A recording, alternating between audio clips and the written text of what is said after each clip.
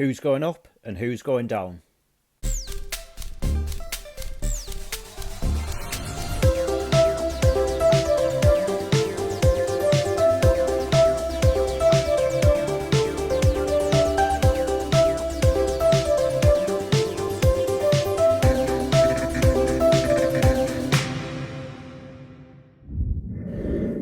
Yes, hello everyone, good evening and welcome to my National League running preview video. Now, obviously I was meant to be at Norton Stockton Ancients versus Windscale last night, but I found out after I'd uploaded that Famalicão video that that game actually wasn't going ahead, so eventually I decided not to pursue an alternative game for this week and just have a few nights at home just to chill, which I think at this moment in time probably is needed. But what it has done is presented me with an opportunity to do this particular video, which is of course having a look at the running for the National League. Now, for all but two of the sides in the division, everyone's got 6 games left, so let's have a look now sort of at the table as it is now and what it could potentially be like come the end of the season, and we'll obviously work our way from top to bottom, and it's looking for all the world now as though Barnet are going to win the league 11 points clear with 6 games left. Looking highly likely as well that they'll finish with over 100 points, so I don't think anyone can have any complaints that they will go down as the worthy winners of this league this season. Unbeaten since October, unbeaten at home all season. They've just been ultimately a cut above everyone else, so fair play to Barnet. They're, as I said, they're going to be worthy champions come the end of the season, but in second and third place, and obviously now have pulled well away from the rest of the chasing pack in the playoff spots. You've got York City on 80 points and Forest Green Rovers on 75 points. Now, they've both had pretty good seasons and have been up there pretty much from the words go, and you would argue possibly on paper are the two sides that deserve to be in a playoff final, and ultimately one of them eventually going up. Whether they will do that or not obviously remains to be seen, and I will elaborate on the situation with the playoffs as after I've discussed all the other teams that are currently in the spots and are currently chasing spots. So in fourth place on 66 points, you've got Oldham Athletic looking relatively good to finish in a playoff position. Then after that, it's actually very, very open, because in fifth place you've got FC Halifax Town on 63 points, Rochdale in sixth place on 61 points, Gateshead in seventh place on 60 points. In eighth place you've got Southend United on 59 points.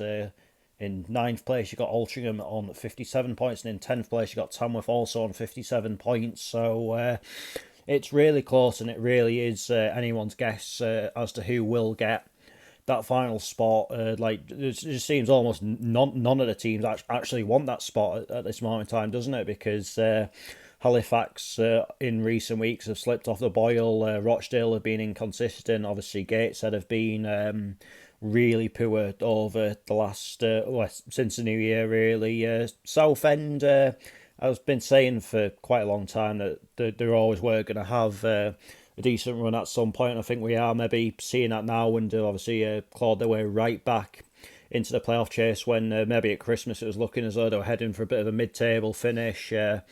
Altrincham, I thought maybe about a month or so ago, they were almost dead certs to be in a playoff spot. They've really maybe slipped off the boil a little bit of late, and I think the ultimate surprise package of the season in Tamworth, I don't think anyone expected them to be in the hunt for a playoff spot, but here we are, and can they keep it going, or will they ultimately fall short?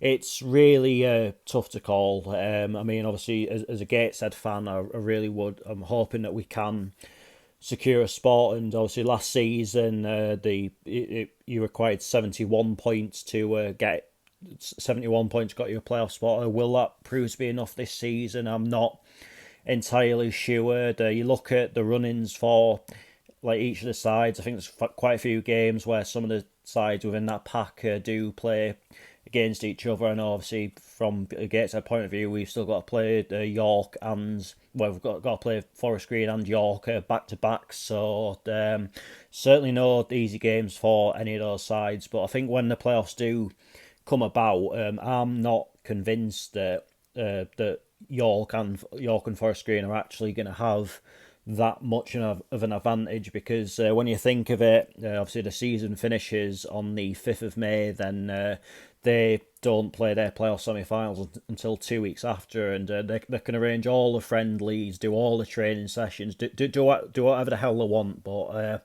nothing will compares to your match fitness, and I think that 2 week gap could well prove costly.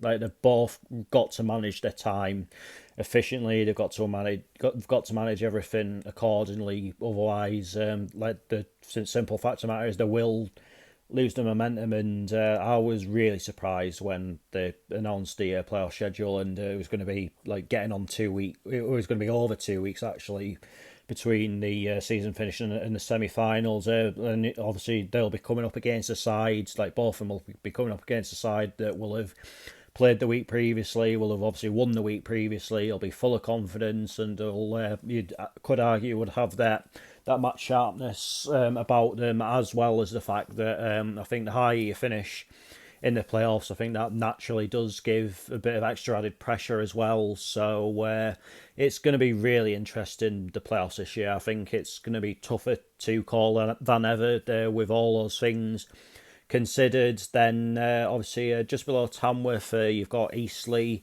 on 53 points, Aldershot on 53 points, Hartlepool on 52 points, Yeovil on 52 points, and Sutton on 51 points. I think those sides are pretty bound for mid-table now. Can't see them mounting a playoff push, but none of them have got anything to worry about in terms of the relegation battle. Then beneath them, you've got Solihull Moors in 16th place on 48 points, Braintree in 17th place also on 48 points, Woking in 18th place on 46 points, Wealdstone in 19th on 45.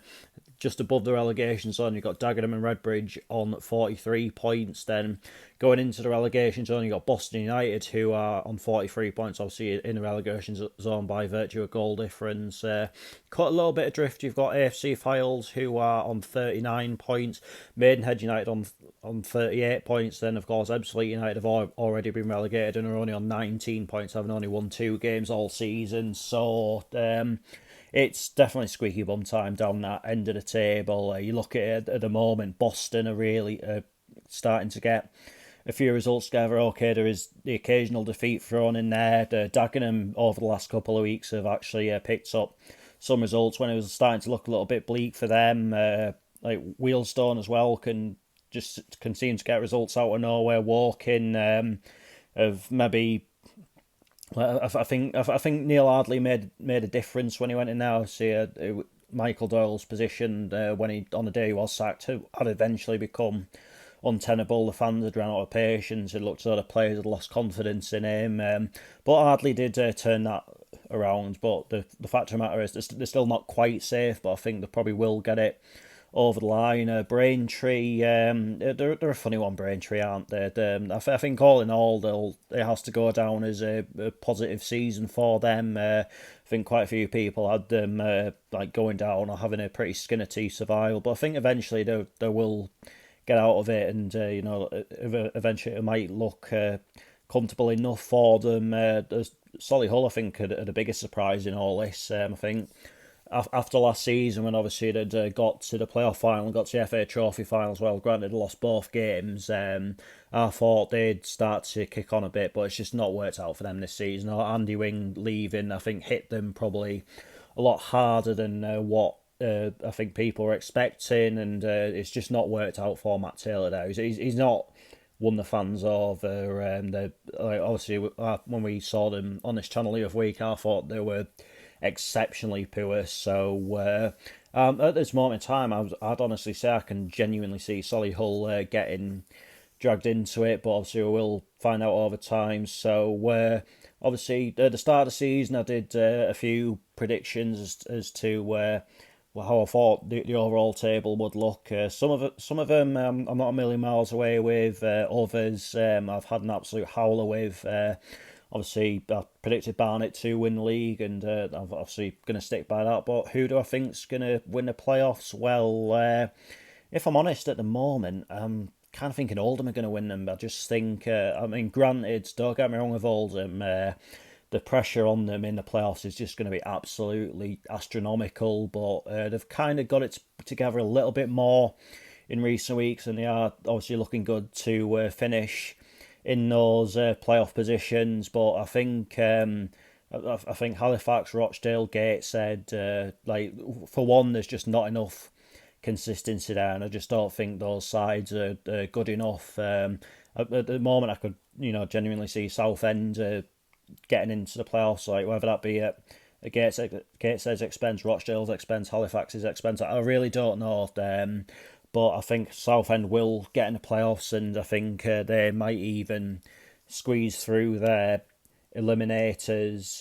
But I do think with regards to York and Forest Green, I mean, over the season, I think like York are probably the ones that deserve to go up at Barnet, but I think the pressure on them, and I think I do think that 2 week gap will take its toll, and I think that'll probably just prove to be a one and done thing where you have 2 weeks between the season finishing and the playoff starting, because I just can't see how that like how that can prove to be a good thing, and how the sides that finish in second and third will get what they've merited over the course of the season. So I think who's going to be all in all, with everything considered, best equipped to get in to go on and win the playoffs. I just think Oldham for some reason. I don't ask me why. I just that's what I think.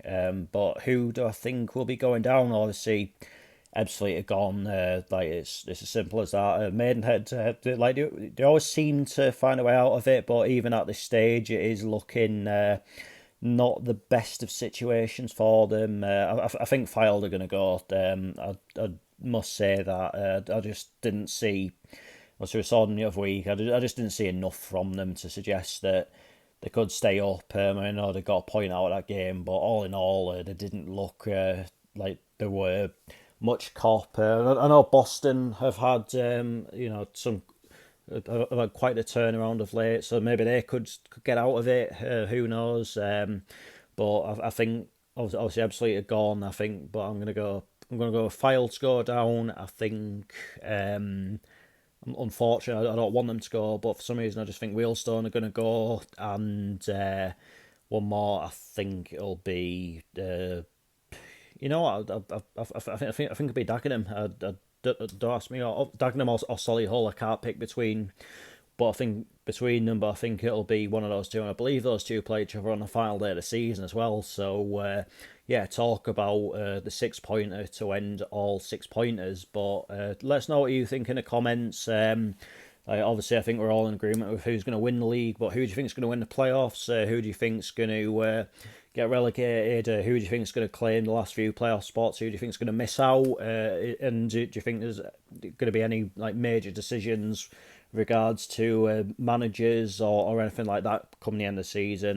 Get it all in the comments. Let us know. Let's have let's get a little bit of discussion going, shall we? But that is that for this video, and I'll be back on Saturday with Gateshead versus Dagenham and Redbridge. So a really big game at both ends of the table. Obviously Gateshead hanging on to a playoff spot by the skin of our teeth, but Dagenham hanging on to not being in the relegation zone by the skin of their teeth. So it's so whoever gets the 3 points, it will, I think, go down as a pretty big 3 points. But who will claim them? Check back Saturday to find out. But until then, take care. Cheers for watching.